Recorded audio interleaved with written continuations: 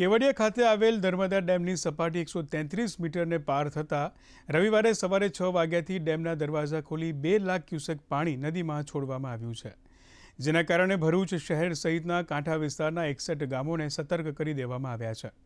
ભરૂચના golden bridge ખાતે નદીની સપાટીમાં વધારો થતાં ફુરજા સહિતના નીચાણવાળા વિસ્તારોમાં પાલિકાએ વાહનો ફેરવીને લોકોને સાવચેત રહેવા સૂચના આપી છે.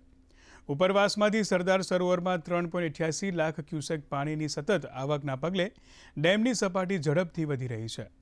ગત વર્ષે સપ્ટેમ્બર મહિનામાં ડેમમાંથી એક જ રાતમાં 17 લાખ ક્યુસેકથી વધારે પાણી છોડવામાં આવતા નર્મદા નદીમાં ઘોડાપૂર આવ્યું હતું. સરદાર સરોવર ડેમ ભરાવવાની તૈયારી છે ત્યારે ઉપરવાસમાંથી 2 લાખ ક્યુસેક પાણી સવારે 6 વાગ્યાથી ભરૂચના ડાઉનસ્ટ્રીમ તરફ છોડવામાં આવ્યું છે.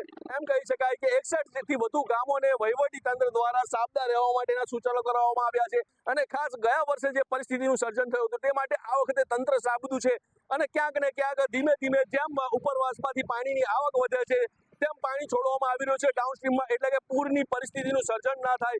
અહીં જે બ્રિજ છે ગોલ્ડન બ્રિજ અને એની બાજુમાં નવો બ્રિજ છે નર્મદા મૈયા બ્રિજ, ત્યાં આગળ પોલીસ બંદોબસ્ત પણ ગોઠવી દેવામાં આવ્યો છે. ભરત ચુડાસમા, દૂરદર્શન સમાચાર, ભરૂચ.